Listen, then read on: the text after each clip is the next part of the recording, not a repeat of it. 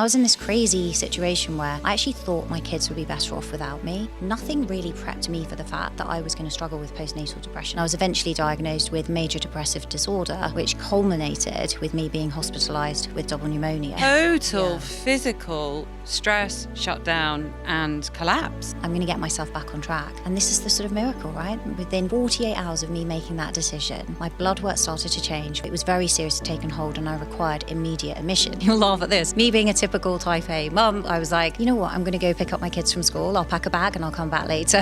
Ambition is not a dirty word. Impact is not synonymous with struggle. In fact, massive impact is absolutely possible with joy, fun and sublime integrity. I'm Bianca Bess, author and founder of the Burnout business, and this is the Big Impact Show, where success meets grace.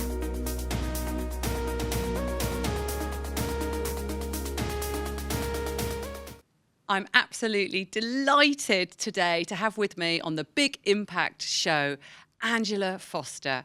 Angela is a high-performance coach. She is a women's health and biohacking expert. She's also a podcast host extraordinaire, having run her show to the point where it's now one of the most listened to podcasts in the whole world. Angela, welcome. I'm so happy to have you here on the sofa, looking magnificent. Welcome. As are you. Thank you, darling. I'm so excited to be here. And we were just discovering that we live really close to each other, which is just such a wonderful stroke of luck, because I think this is the beginning of a beautiful friendship. I think it is. I think it is. I'm so excited. Yeah. So you are clearly a woman of impact, and you very much look like a woman of impact. Your work is having huge, significant, positive impact. Can you tell our listeners and viewers the story that is Angela's story? Thank you. Yes, I'd love to, Bianca. So I started out as a corporate lawyer for many years, which led to, of course, burnout, unsurprisingly. But the thing is, you know, in my 20s, I don't know about you, Bianca, I felt pretty invincible. You know, I just had so much energy and there was a really like work hard, play hard mentality. But it was when I then factored children into the mix that things got a little bit more complicated. And I remember when I was going, you know, thinking about having my first child, it was the same time as I was going for partnership. And I was like, you know what, we'll just go for both at the same time, see which one comes in. And then I made partner when I was 8 months pregnant and it was just chaotic. And then I was 3 months pregnant when I was due to go back after maternity leave with my second child. But I think for me, nothing really prepped me for the fact that I was going to struggle with postnatal depression. I really didn't expect that because I was always this like high energy kind of type A personality. And I had postnatal depression each time. And then after my third child, that's when it really took hold. And I think that in combination with this background of energy depletion, you know, not having enough nutrients. I had 3 C-sections, 3 babies with reflux, all in 4.5 years. That for me really set the stage, I think, for what was to come. And then I was eventually diagnosed with major depressive disorder, which culminated with me being hospitalised with double pneumonia. So it was a burnout story. Total physical stress, shutdown and collapse. Yeah, exactly. I mean, it's everything that you talk about, right, in your work and in your book. It's that physical, mental and emotional burnout, breakdown. And I think when I was in the hospital, I really reached a point where I'd created a prison in my own mind. You know, I didn't want to be with my thoughts. And I was in this crazy situation where I actually thought my kids would be better off without me. And which is a terrible place to be, isn't it? And I remember just thinking if I could just turn these off. And so, you know, you naturally then start thinking about ending your life. But then I had these 3 beautiful children and I was thinking, how can I leave them without a mother? And I think that really then had an impact on my immune system. And I picked up a flu and then it turned into pneumonia. Initially, they were treating me at home and then they did a chest x-ray. And that's when I had this call, you know, you've got to come to the hospital urgently. I remember sitting with the chest specialist and all he kept looking at was my lymph glands and talking about how enlarged they were. And I was like, it feels like you're going to tell me something else here. And he was like, well, we can't really say what it is without a CT scan. So I went for this CT scan. And as I walked back into his office, before I could even sit down, he was like, it's worse than I thought. The words that you just don't want to hear.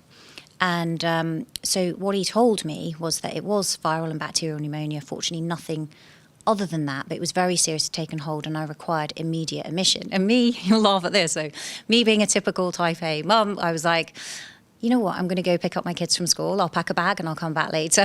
Oh, I can't You just relate carry to on, that. don't you? Yeah, yeah. We're always carrying on. And hopefully the doctor said, no, you are not doing any school runs. You're coming with me. Exactly, yeah. And so it was immediate omission. And that's when I was then told that my white blood cell count was so low that I was neutropenic. So obviously I was having a lot of antibiotics to help with the bacterial pneumonia, but then we needed my immune system to kick in. And this is where, it's really, I think, just really opened me up spiritually to a different life and a life of more alignment. Because when they gave me that news, I remember the kids coming to see me, and it was this paradox of like, how can I have been wanting a way out, and now there might very really be a way out? And I looked at my kids, and I remember just feeling this overwhelming sense of love and responsibility towards them. And when they left, I was looking at photos on my phone, and it was at that point that I was like, how have I got here? I'm going to get well. And I realized I was physically, mentally, emotionally broken. I'm going to get myself back on track. And this is the sort of miracle, right? Within 48 hours of me making that decision, my blood work started to change. My white blood cell count started to rise. They thought, I found out afterwards, they thought they would have to intubate me and move me to intensive care. That never happened. And it was nothing short of transformational. Wow. Wow. So that is a real epiphany moment where you suddenly have this almost a download from the universe of, hang on a minute, this is not a reality. I want any more. I need to make significant change. But presumably you couldn't actually change anything there and then as you surrendered in the hospital bed, but it was just your mental state had changed and you started to have a physiological reaction? Yeah, we just started to see changes, and I was then responsive to the antibiotics. My white blood cell count was changing, and I started to get better. And they were honestly really surprised how quickly I could be discharged. But you're right, that was the beginning of the journey, right? The effort came after that. So tell me about the effort. Yeah, so that was then a period of a number of years, right, getting my health back on track in every respect. I think, when I came out of hospital, I had that commitment. And I think, what I love about your work, Bianca, is you talk so much about alignment, right? And giving ourselves more grace and coming into touch with who we are and how it starts on the inside. And for me, my kids were my North Star. So I had that sense of purpose that was going to guide me. So I was looking at how can I truly take care of myself better? And I worked with a functional medicine doctor. I started really taking care of my sleep. I was still having a lot of psychological support. And, I was on multiple medications in the form of antidepressants and antipsychotics to try and control my mood. But then I was really doing that inner work. And step by step, I started to get better. And then I retrained in health and performance coaching and got into the world of biohacking and just really felt this overwhelming call, and I still do, that, I was given a second chance. And so many women find themselves in similar positions to me. How can I help empower and inspire women so that they can really live their best life? Incredible story. And you are here radiating health, absolutely vibrating with it so positively. It's wonderful to see. And as you think back to that moment, that epiphany moment of decision, you absolutely committed to that decision wholeheartedly. Can you describe the time frame as you leaned into this new world? Because presumably you had to change not just your health and how you managed yourself, but perhaps your whole lifestyle. What did that process look like, and over what period did it take as you leaned into the decision? Such a great question. I mean, it took a number of years. I think tiny steps count, right? And if you try to do too much at once, you just kind of fall off, right? It doesn't work. And so I really embraced that and just, as I say, had that North Star. I'm going to get in the best shape of my life. I'm going to get as healthy as I possibly can be, right? And I've stayed true to that.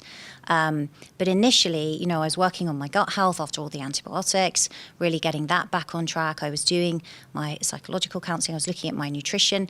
As mums, how much from the moment they're born, we think about how can I really feed them nutrient-dense food? But often we sort of neglect ourselves, right? We don't have time. So I was thinking, okay, how can I start giving myself really good quality nutrition and things like that? And then I got into like biohacking. I'd had hormonal issues before, so I was kind of embracing that. How do women cycle around their menstrual cycle? How do we look at nutrition and fitness differently for women? But it took some time, and that was back in 2014.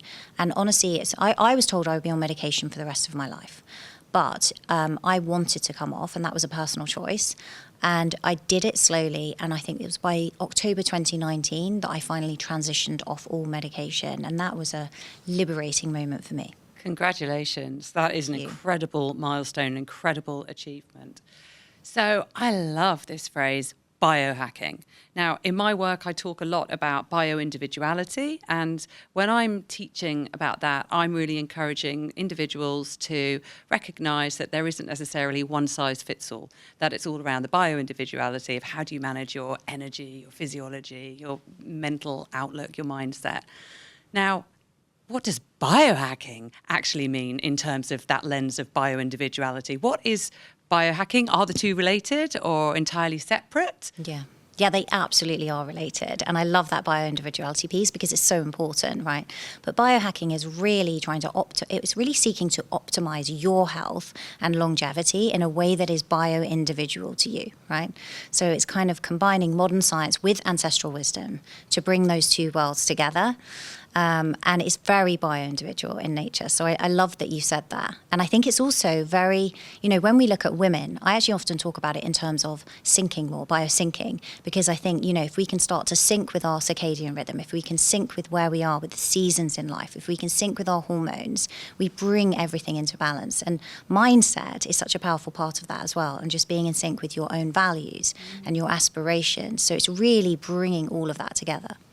And how do you start someone on their own journey, especially if the particular client doesn't necessarily have an affinity with ancestral wisdom, as you just described it? How do you expand someone's awareness to lean into their own health and vitality by taking this lens of biohacking or biosyncing? It's a really good question. I think when people are starting out, it's really important to find their why, what's motivating them. So for me, that was to live a purpose-driven life, right? And to be there for my children. Everyone has their why, whether it's more energy, so you can bring more to your business, more to your relationships, whatever it is, just understanding what that why is, and then starting to assess where are the gaps, because so many people, I don't know about you, Bianca, but what I find working with people is that their lives look very spiky. They can have super high energy and they're ready to kind of crush the world, and then you go at it too much or too hard for too long, and then you hit burnout, and that kind of creates this very spiky picture, and that can actually be translated into business revenue as well. So it's how do we actually take steps and practices and optimize your energy and health so that you can have continued sustained success in life? And I talk about it in terms of really 5 areas that work for men and women, and it's how do you make the shift? So if everyone comes to just think, how do I make the shift? And that stands for sleep, hormones, the insights you gather, how you fuel your body, and how you train your body and mind. And when you look at that, even if you were to write on a piece of paper, shift, you could actually assess yourself, and we have a quiz when we work with people to help them assess it. But you could assess and go, right, which one of those things is my domino? Mm-hmm. Because for some people, that's going to be the thing that knocks the others down, isn't it? So some people, I'm not sleeping well, and I know that I don't eat well, and I don't exercise enough when I'm not sleeping, so sleep would be your domino. For other people, it's you know what, if I get up at 5 a.m. and I work out, everything goes so much better in my day. I eat better. I'm more likely to sleep well at night. So it's kind of figuring out what that first step is and starting to work on that. And then the others start to flow. I love that. And actually, I often talk about this myth of balance and achieving a world where we're supposedly in balance actually is, I believe, a misnomer in terms of our actual lives, because we're always going to be over-indexing on a particular aspect of life, whether it's work or kids or fitness, or it may be that we're leaning into a particular life realm, and actually sustaining balance the entire time and having that equilibrium the entire time isn't necessarily normal or natural. And you can certainly tell me more about this, but because don't we hormonally even have a peak, or cortisol-wise, we're going to have a good release of a little bit of healthy stress. So we're going to have these sort of ups and downs flowing. But your shift model, I suppose, invites us to lean into a particular life dimension to make that the focus, to then create a little bit of harmony in the other aspects simultaneously. But you can probably describe that a lot better than... No, you did it. You did it absolutely. You did it absolutely perfectly. I don't need to change anything. Absolutely perfectly. And I think you're right. I think there is a big myth around balance. You know, you mentioned there women's hormones, but also look at seasons, right? We don't have all the flowers growing. We're in winter at the moment. Yeah. And I think we very much need to embrace the seasons of life. I don't think you can manage your time. I think you can manage your attention. And where you put your attention is your energy, and that's where everything flows. So I think, but from my perspective, I guess when you're looking at that from an energy perspective, is we don't want to lose any of them, right? So we don't want to we can put things to maintenance, and we might be focusing on really optimizing one area. But if you actually let something go, like if you work so hard that you let your relationship go, you can end up in a breakup. That's not an ideal place. Whereas if you can keep it maintained and they understand that, you know what, we're going through a really busy period, maybe it's business launch, but then I'm going to dial things back on business and now I'm going to put more energy here, you can actually create across a year much more balance. Do you know what I mean? But at any given point, there isn't perfect balance. Yeah, absolutely. And it's certainly why encouraging graceful productivity is a way to create that sustainable success. So I'm really interested in the hormone aspect of the work that you do, especially because women are burning out at a rate that is higher and more intense than men. What's your guidance around how we pay attention to our hormones? What can we do if that's a core aspect of how we can feel alive and feel vibrant? How do we even recognize that it's our hormones that are skewed and negatively impacting our day to day? I think if you're getting symptoms, so for example, you know, some women will say, many women will say to me when they're in their cycling years, I only feel good for 2 weeks out of every single month, which is, you know, so up and down. So it's like, well, let's address that. What's going on? Now, we know that in the second phase of the menstrual cycle, you're naturally less resilient. So if you gave yourself a little bit more time and care and attention so that you're not, you know, a typical type A personality will not just be trying to forge ahead in their business. They'll also be, you know, being supermum, running around doing everything, doing loads of high intensity workouts. What if we dial the high intensity back a little bit and focus on that more at the beginning of the month, you know, and just slightly like basically reduce intensity so that you can come back stronger next month. You get more gains. Similarly, in perimenopause, it's highly disruptive. And what I found is, you know, and when we look at the scientific literature, is women's hormones are very sensitive to stress. So what we want to do is to bring their stress hormones, their metabolic hormones, and their sex hormones into balance, because that's how you're going to have sustained energy and longevity. And a lot of work to do in really being aware of your own natural rhythms and cycles across a day, across a week, across a month. So talking about stress and the fact that you made the big pivotal lifestyle change to leave law, one of the most pressured and burnout rich sectors in the world, to focus on your health and become an entrepreneur. You're now running a successful business. Tell me a bit about your daily life now, and because I imagine it's pretty busy, and I'd love to hear what a day in the life of Angela is like. But then also, how do you sustain and manage your own energy so you can keep serving as you do? Such a good question. I think, you know, discipline plays a huge part of it. And when I say discipline, it might not be what people think. I have to discipline myself to make time for recovery. That's the thing. Because I am that person, right, who will go through that cycle of go, burnout, and avoiding that. There's some really interesting, there was an exercise that was done, there was a race. I want to make sure that I don't completely like ruin this as I try and recount it and do it accurately. But there was a race between, I believe it was the British team and the Norwegian team many years ago to get to the South Pole. And the Norwegian team, so what we tend to do in business, right, is that we push really, really hard and in life. And then when we have an off day, we just like drop back. The Norwegian team were really disciplined. Every single day, they would only go a certain number of miles. And so they would go at 85%. So even if the weather was really, really good, they would only do 85%. And as they got closer and closer to getting to their destination, they couldn't see what the British team were doing. The British team actually were going as much as they could on good weather days and then dropping back on bad bad weather days. And the Norwegian team knew that if you really went with that intensity, you would get quite a sweat on, you were more likely to freeze, there wasn't going to be good conditions for you the next day. So they were super disciplined, and even at the end when they could see the finish line, they didn't press on. They just stayed at that 85%. And they made it there. Some reports say 20, some say 30, I think, because they actually started slightly earlier, but at least 20 days sooner. Wow. Yeah, just by having that discipline. The crazy thing, and that shows you the power of, as James Clear says, right, small steps, tiny habits. But what's really interesting is, sadly, the British team also didn't make it home alive. So there were profound things, and I think we can learn from that. So it's like, when we look at health, what I found is that the same things, when you address your health, is that it's the things that optimize for longevity also give you sustained high performance. You're actually optimizing for both. And it's about having the discipline to understand, I've really gone at this, I need to recover. And if you can do that on an intraday basis as well as daily basis, and one of the metrics we look at closely with clients is something called heart rate variability, to really understand how much capacity do they truly have and work with them on that so that they can, achieve day in, day out.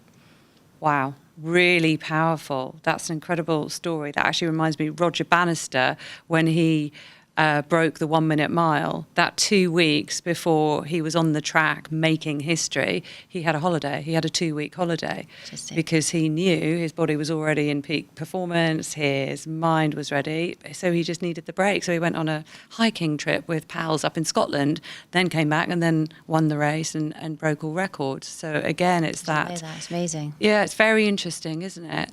And the equation that I love to refer to with clients, that obviously you do too, is stress plus rest equals growth. Yeah. But it's only when you have that self-discipline to embrace that level of stress and rest, which is a challenge when we are ambitious and type A's. So how do you, in your day-to-day right now, your business can grow in a million different directions. The world is an entrepreneur's oyster today. How do you focus in such a way where you don't burn out, even though you've now got more alignment in terms of your ambition and your purpose? How do you restrain yourself almost to make sure that the stress isn't too prolonged and catastrophic in any way? I think what I found is that when you say yes to too many things, there's a lot of no's, unfortunately, isn't there, that you need to say in order to stay in that alignment. Because when you say yes to so many things, you actually end up having less impact. Because if you think about a flashlight, it has way more impact in terms of its brightness than a candle, which is flickering everywhere. And so I always think, what am I saying yes to that maybe I shouldn't be and isn't right now and could be addressed at a later date? And that's hard. And I think, as entrepreneurs, we have impatience. We also really want to share it with the world and we want to make a difference. But I think that stays with me, this concept of 85%. And that doesn't mean there aren't sprint days. Of course there are. But I think if you have a few intense days, then you need to add in a little bit more recovery. So if you can recover intraday as well, and we see that when we look at clients' heart rate variability data, and I'm happy to go into what that is if you want. Yes, please do. Yeah, go on. So essentially, when we're looking at heart rate variability, and you can do it with things like a Whoop strap overnight, for example, but we also use a medical grade device to assess them throughout the day and night. And really what we're looking at there is the interbeat variability. So let's say someone has a resting pulse of 60 beats a minute. You might think that was one beat regularly every second. Actually, the heart doesn't beat in that way. It has significant interbeat variability. And that shows that your sympathetic drive and your parasympathetic nervous system are communicating well. When the heart recognizes disorder or chaos, whether that's inside or outside, what it starts to do is to regulate. And so now the heartbeats become more rhythmic, more metronome-like. And so actually we can see that's a drop in resiliency. So what we want to do is understand what are the things that are doing that for you, how can we change it? Because if we see someone who's redlining it all day, they're going from one meeting to the next, then they walk in the house, and then it's the kids, and they're cooking dinner, then they're taking them to clubs, they collapse into bed, often we'll see they're redlining it at night and they're not getting those deep states of recovery. So they might be in bed for 7 hours, but they're not getting really deep quality, nourishing sleep. So we can actually change and introduce micro recoveries throughout the day, which could be a 3-minute break, going out for a little walk outside. It could be some simple breathing exercises. It could be any number of things. It could be putting on some music and dancing for a few minutes. Anything, that basically moves you back into more of that parasympathetic drive. We then see that often mirrored at night. So now you get that deep restorative sleep. Super powerful, super powerful. And what if someone isn't working with you and they haven't got the device to measure their heart variability rate? What are the symptoms that might indicate that someone is not having the rest that they need across the day? So some of the symptoms would be you wake up in the morning, you feel really unrefreshed, right? So, and you don't have that sense of drive when you get out of bed, because if your hormones are working correctly, you should actually have a nice cortisol spike in the morning that gets you up and going, and then it kind of comes down the rest of the day. If you've got sort of a dysfunctional, or you're out of circadian alignment, for example, through stress, you might find that you can't get out of bed as easily in the morning, and then you get stressed at the end of the day and you're desperately trying to do everything, and now you can't sleep at night and there's a cortisol spike. So sometimes you'll see those sorts of patterns. That's how you're feeling. The other feeling would be, you know, that sense, we all have it on some days, right, where it feels like you're a computer and you've got 20 tabs open in your head, that feeling? Yep. That would be a sign that you are kind of redlining it and you're going for one task. What about when you try and sit down and you want to focus on something? You'll remember this, right, from writing your book, and you want to get into flow and there's just like too many things going on. You know, addressing that and actually just taking a few minutes. Just every time you breathe in, we see an increase in heart rate, we see an increase in blood pressure.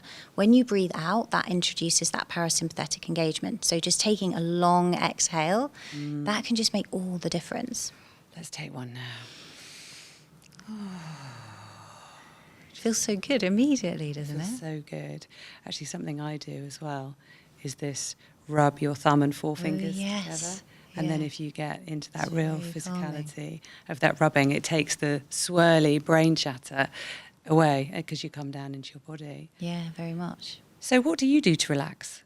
What do I do to relax? Yeah, how do you recharge? So, yeah, I do it in a number of ways. I'm quite an active person, so I do meditate, and I find that very powerful. That was a skill I had to learn. So anyone listening that goes, oh my God, I can't keep my thoughts still, that's not really the purpose. And anyone I think can learn it, is the skill. But also I find walking's just amazing. Like, movement is one of the fastest ways. And I think, you know, there's a lot of research that your physiology can change your psychology quicker than you trying to ruminate and trying to figure things out. So that really helps me. Also, some of the like biohacky type things, so like sauna. That's an amazing way to just flush out cortisol and stress, as well as detoxifying your body. So lovely, lovely, lovely. So what is your definition of success? My definition of success is broad, because I think success in life is, and I think this is inherently what we all want, right, is when you have achieved the results that you want in, yes, whatever it is that you're seeking, to the impact you're trying to make in the world, but also in your relationships, like my family, my husband, my children, really important to me. I think success is also about having time for yourself. I think if you're perpetually on the hamster wheel, that wouldn't fit with my definition. I think we need time for reflection, time for that inner connection, as you say, to handle it with more grace, to have amazing relationships, to really enjoy our time on this planet and connect with nature, so that, when we get to the end of our lives, we really feel that we just really entered into that spirit of abundance and we were just able to enjoy it all. Beautiful. Beautiful definition of success. Do you feel that your children are embodying that? Do you feel that they listen to you as a goddess of how they can thrive in the world? I love you calling me a goddess, even though I don't feel like it most of the time. You look like a goddess, all beautifully in white. I think, it's really difficult, isn't it? Although it's hard with children to make sure you don't coach. It's like you never want to coach someone without their permission. Yeah. Like doctors don't just start giving out medical advice. So I kind of find the right times. But I think what I would say is children learn from what you do, don't they? And I think if you infuse that energy and that grace and that calm in the house, they respond. And that's what I've seen. So fantastic. Yeah, it's not easy, is it, when they're teenagers and they think they know best? They know everything. Obviously. So what's your big dream? My big dream is to create a different environment for women. I want to see women stop having to strive so much and really start thriving. I think that, and it starts with entrepreneurs like yourself, coaches, women in leadership from the top down, creating a different future for the young girls and women that are coming through. Because, we know the rates of burnout are higher in women. You and I have both experienced it.